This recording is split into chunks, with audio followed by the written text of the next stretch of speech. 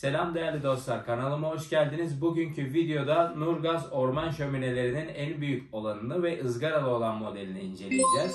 Hepimizin bildiği gibi kamplarımızda ateşi verimli bir şekilde kullanmak çok önemlidir. Bu konuda bize en iyi şekilde yardımcı olacak bu kamp ekipmanını gelin hep birlikte yakından incelemeye başlayalım.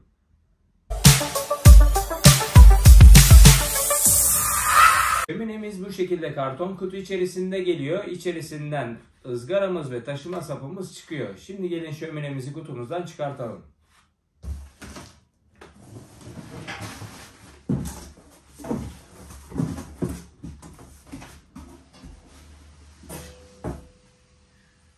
Evet, şöminemizin ızgarası.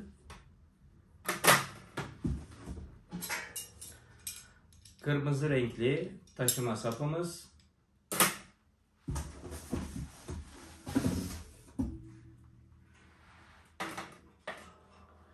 Ve orman şöminemiz.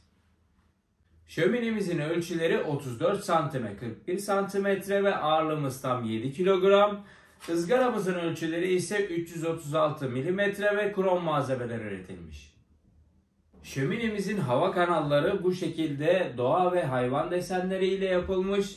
Bu sayede ateşiniz hem verimli bir şekilde yanıyor hem de ateşiniz yandığında size muazzam güzel görsel bir görüntü sunuyor. Şöminemizin ızgarasının çapı şöminemizin kendi çapından biraz daha büyük arkadaşlar. Bunun sebebi buradaki taşıma kolunu rahatlıkla kullanabilmektir. Kolumuzu açtığımızda buradaki kancalı yapıyı şuraya ızgaramıza yaklaştırıyorum ve kolumuzu sıkarak emniyetli ve güvenli bir şekilde ızgaramızı taşıma yapabiliyorum. Bu sayede direkt olarak ya tabaklarımıza ya da soğumaması için tenceremizin içerisine etlerimizi, yiyeceklerimizi vesaire bırakabiliyoruz. Şöminemizi kullanarak isterseniz ızgara yapabilir, isterseniz yemek pişirebilir, isterseniz çay demleyebilirsiniz. İsterseniz de bu üzerinde bulunan ızgarayı kenara bırakarak bu şekilde barbekü çatallarıyla uzaktan sucuklarınızı takıp vesaire şu şekilde ateş üzerinde pişirme yapabilirsiniz. Arkadaşlar bu şömine Nurgaz'ın çıkardığı büyük boy olarak ikinci nesil. Bundan öncesinde bir nesil daha vardı. Bu ızgaramızı sabitleyebiliyorduk. Burada bir çubuk vardı ve ayar vidasıyla bu şekilde sağa sola yani ateşten uzaklaştırarak ya da yakınlaştırarak yani yarım çap yapıp bir şekilde oynatma sağlayabiliyordunuz. Üzerinde ızgarayı oynatabiliyordunuz o çubuk sayesinde. Şimdi bu ikinci versiyon olarak ızgaramız ayrı. Sanırsam bunu biraz daha yüksekliği küçültmek için yaptılar.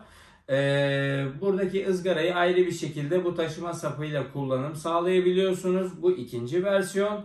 Yeni çıkan üçüncü versiyonla ise aynı şöminemiz, yine ağırlığımız ve ölçülerimiz aynı. Herhangi bir değişme yok. Sadece alttaki ayaklarımız katlanabiliyor. Şöminemizi araçta sürekli taşıyan kampçı dostlarımız için iyi bir şey olmuş.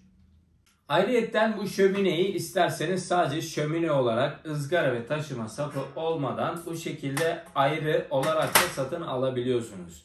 Daha sonrasında ileride karar verdiniz, yine bu ızgaramız ve taşıma sapı da ayrı şekilde Nurgaz'ın kendi sitesinde satışa sunuluyor. Şu anda yeni dönemde daha öncesinde yoktu. Bu şöminenin ayrıyetten kumaş taşıma çantasını da satın alabiliyorsunuz. Unutmadan değerli kampçı dostlarım, biliyorsunuz doğada kampta ateş yakmak oldukça riskli.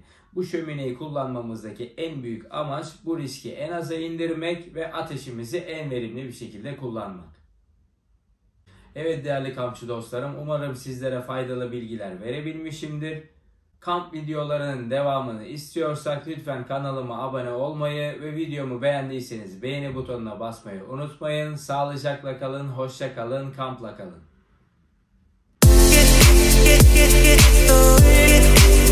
Get